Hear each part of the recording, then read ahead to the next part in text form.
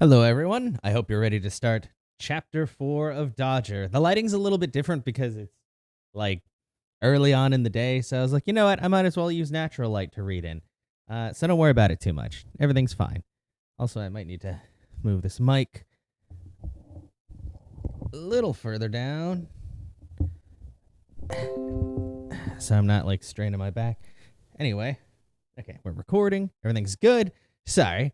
Let's start on Chapter 4. Dodger discovers a new use for a Fleet Street spike and gains a pocket full of sugar. That's quite the description. Fleet Street was always busy, day and night, because of all the newspapers, and today the fleet was not so much running as oozing along the open drain in the center of the street. Dodger had heard stories about the fleet sewers, especially the one about the pig that escaped from a butcher shop one time and got down there, and then into everywhere else. And since there's so much to eat in a sewer if you were a pig, it became enormously fat and nasty.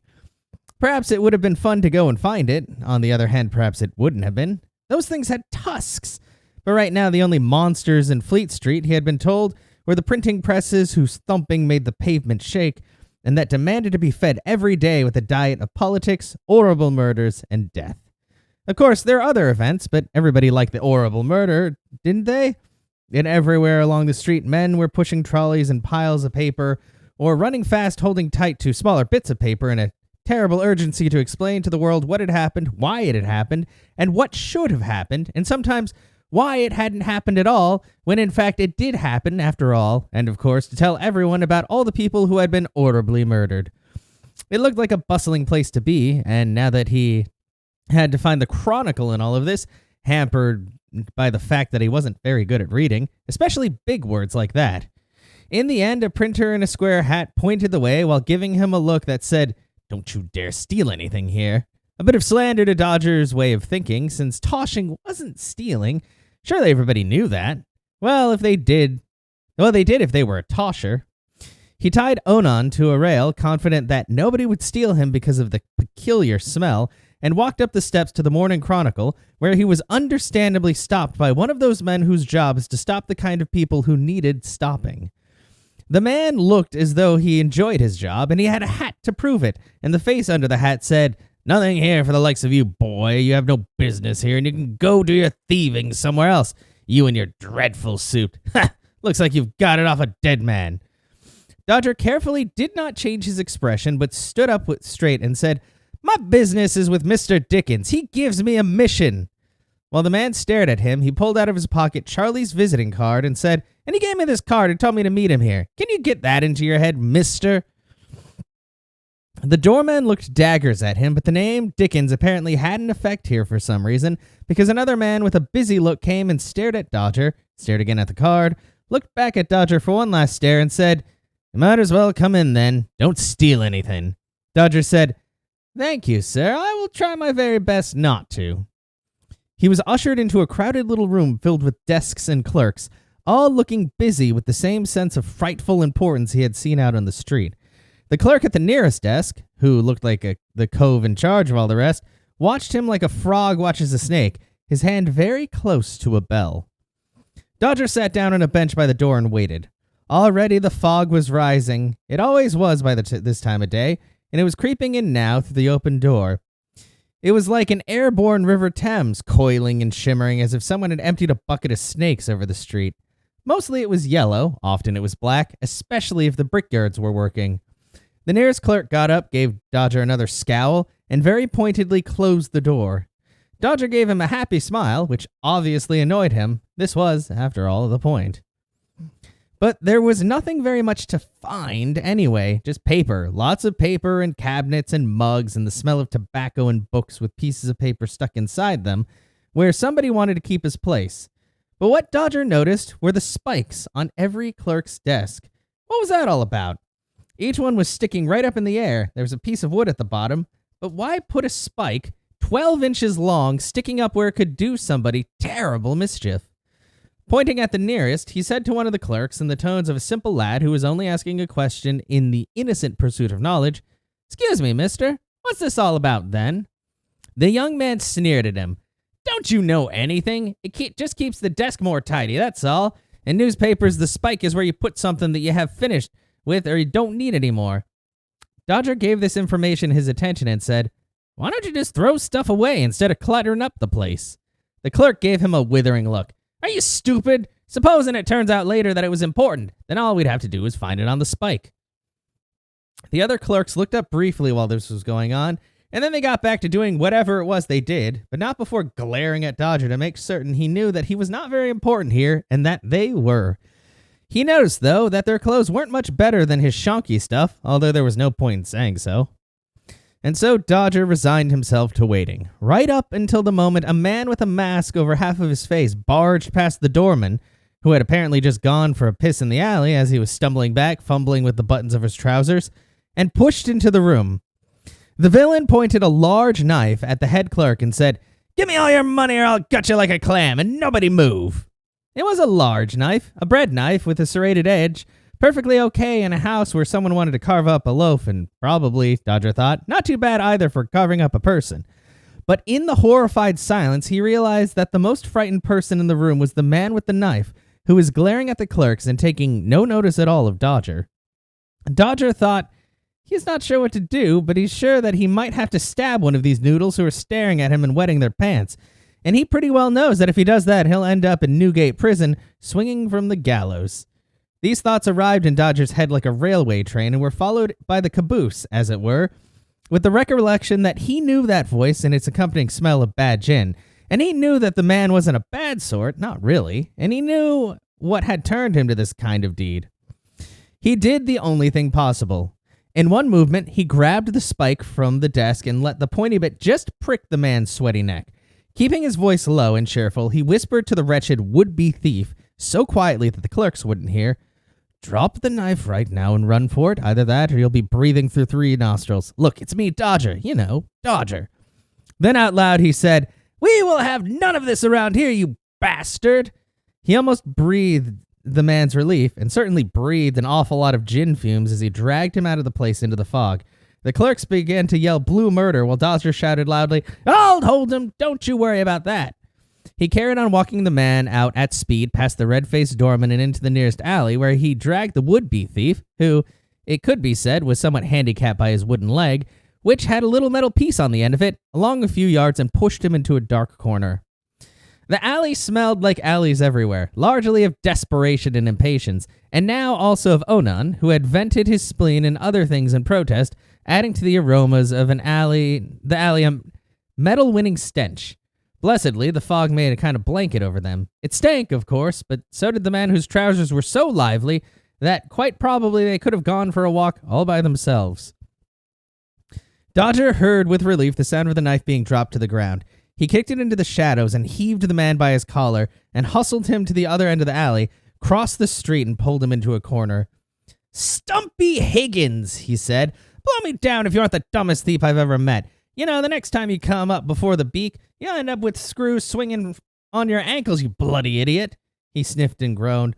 "Gor blimey, Stumpy, what a mess you are, aren't you? Do you ever take a wash? Ever stand out in the rain or even change those trousers?" He looked into 2 eyes full of cataracts and sighed. "When did you last eat?" Then Stumpy muttered something about not wanting to be a beggar, and Dodger nearly gave up on him, but the vision of Grandad was still in his mind. "Look, here's 6 pence," he said. "That should get you a decent bite in the space in the flop house if you don't drink it all up.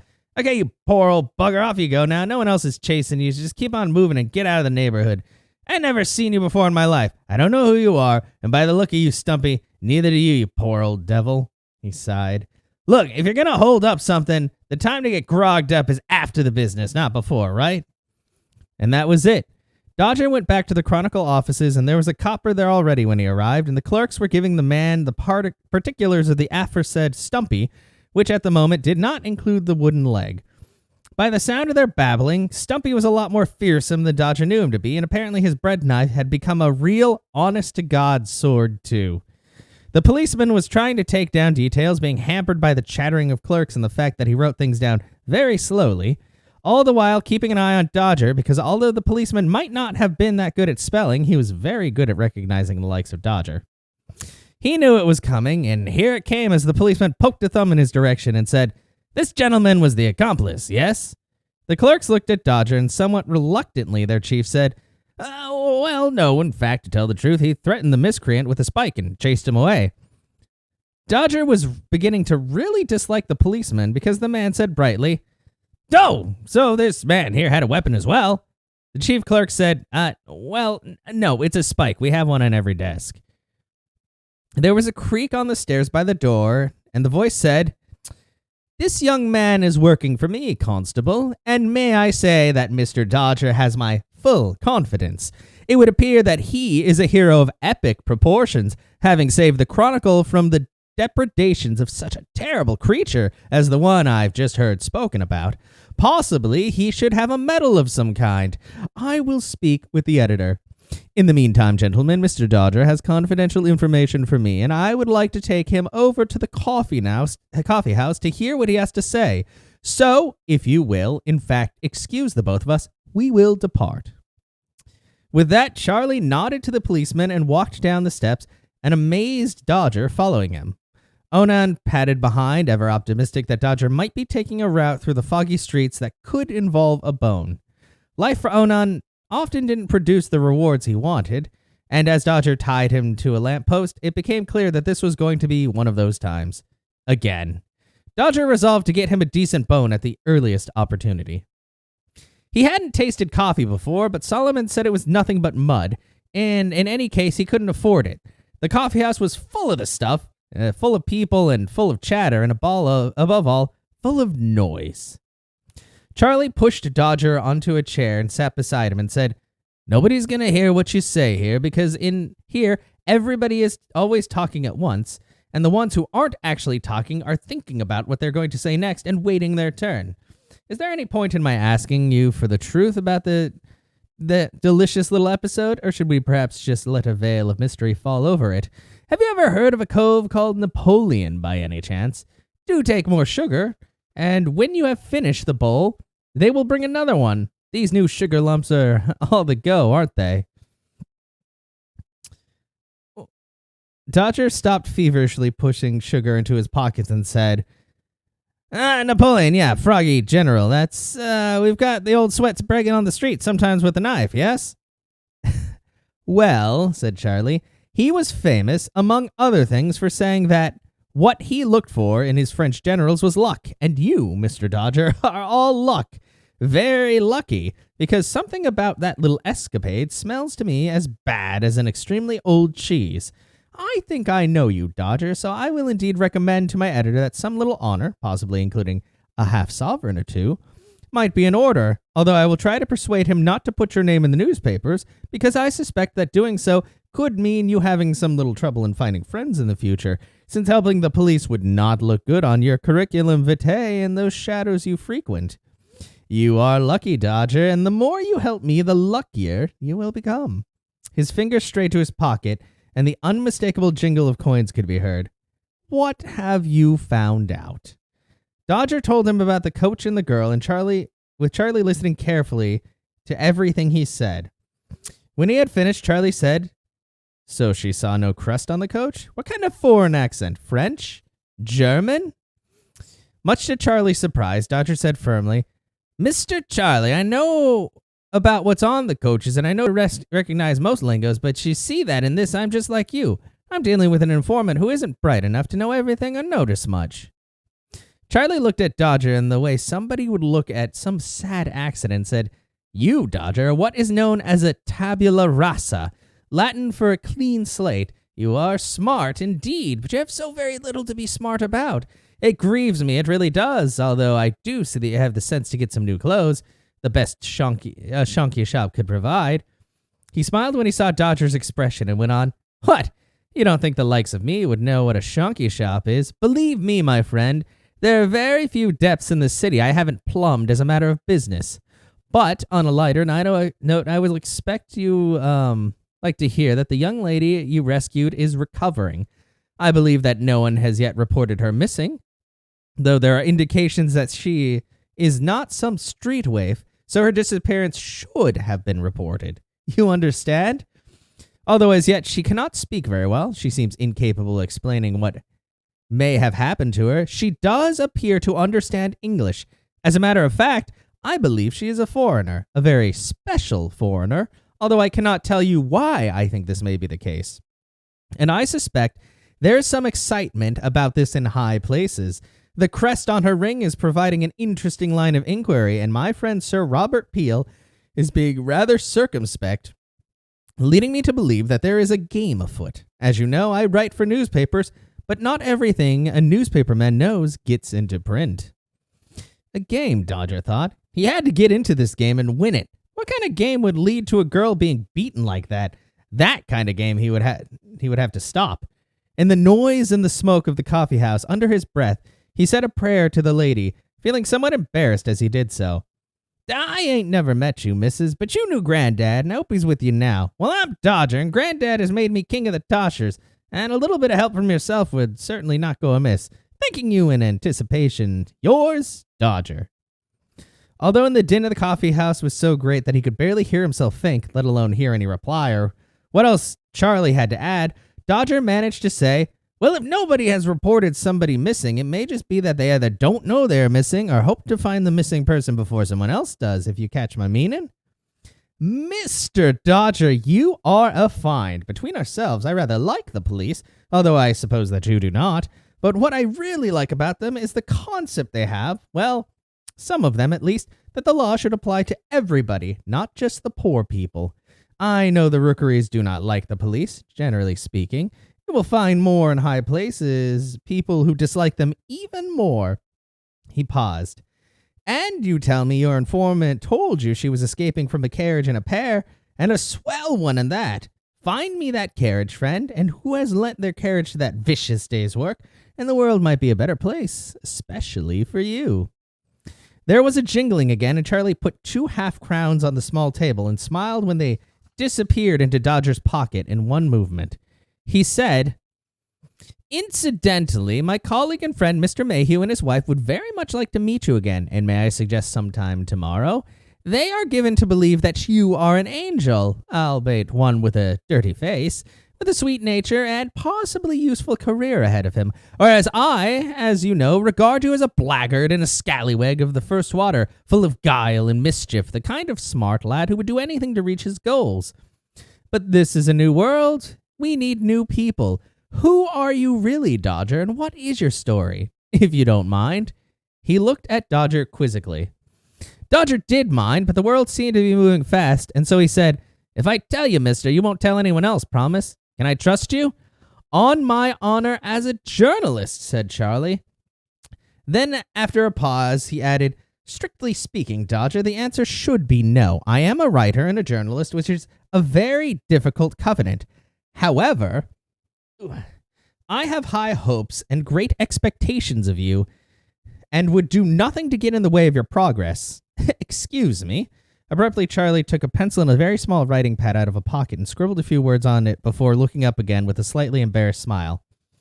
I'm sorry about that, but I do like to write a line or two before words escape me. Now, please do continue. Uneasily, Dodger said, well, I was brought up in an orphanage. You know, I was a foundling, never knew my mother. I wasn't a very big kid neither, so there's a lot of bullies when I grew up. So I used to dodge about a bit, keep out the way, as it were, because some of the bigger boys laughed about my real name. And if I complained, they beat me to the ground when the superintendent wasn't looking. But that stopped after a while when I got bigger, and they picked on me again. Didn't they just? And there I was, and I thought, I ain't having this no more, and when I got up, I grabbed hold of a chair and I set about me. He paused, treasuring that moment when all sins had been punished. Even the superintendent hadn't been able to get a hold on him. So I finished that day out on the streets, when life really began. Charlie listened intently to the carefully abridged version of this biography and said, very interesting, Dodger, but you haven't told me your name. Shrugging because there seemed no hope for it, Dodger told Charlie his name, expecting laughter and getting no more than, oh, I see, yes, of course. That would explain it quite a lot. Naturally, my lips will remain sealed on the issue, although could I venture to ask you about your life subsequently? Is this going to be written down in your little notebook, mister? Not as such, my young friend, but I'm always interested in people. Never tell nobody nothing they don't need to know. That was what Dodger believed, but he had never before in his life found an outsider who could so easily wriggle his way inside, and therefore in this world that seemed to be changing direction all the time, He decided not to be coy. Well, he said, I got apprenticed to a chimney sweep being a skinny youth, see, and after a while I ran away, but not before coming out the chimney into a bedroom, a swell bedroom, and coming out with a diamond ring what I nicked off the dressing table. And I tell you, sir, best move I ever made that was, 'cause the chimneys ain't no place for a grown lad, sir. The soot, it gets in everywhere, sir, everywhere. To every cut and scrape, sir, and it's perilous stuff. Does very nasty things to your unmentionables, and I know 'cause I've seen lads who stayed on, and they were in a very bad way. But thanks to the lady, I got right out of it. He shrugged and went on. That's how life was. As for the diamond ring, when I fenced it, the fence saw that I was a likely lad and pointing me in the way of being a snakesman, sir, which is... I know what a snakesman is, Mr. Dodger. And there's a footnote. A small man or boy who could wriggle into little open windows or fan lights, especially fan lights, which were often open, to get into buildings, and then let in his associates to join him in stealing everything that could be stolen. We learned something today. But how did you get from there to Toshing, may I ask? Dodger took a deep breath, breathing in the ashes of the past. I had a little difficulty concerning a stolen goose and got chased by the runners, just 'cause I had feathers all over me, and so I hid in the sewers, see? They didn't even follow on account of being too fat and too drunk, in my opinion. Then I found out about Toshin, and well, that's it, sir, all of it, more or less. He watched Charlie's face for an expression more than a non-committal stare, and then Charlie appeared to wake up and said, And what would you have done different if you had a different name, Dodger? A name such as Master Jeffrey Smith, for example, or Master Jonathan Baxter. I don't know, sir. Probably would have been a normal person, sir. At this, Charlie smiled and said, I rather believe that you are an unusual one, my friend. Was that a real smile on Charlie's face? He couldn't be sure with Charlie, and so that was unresolved as they left the coffee house and went their separate ways. Charlie to go wherever he went, and Dodger to make his way back, delighting Onan by buying him a juicy bone from a butcher just before the man closed for the night. Onan carefully carried it home in his mouth, dribbling as he did so. Not a bad day, Dodger thought as he walked up the stairs to the attic room, finishing with more money too, not to mention a pocket full of sugar lumps. Well, I guess that's where the pocket full of sugar came from. Yeah, that is Chapter 4. We learned a little bit more about Dodger, and we shall see what happens next on Chapter 5.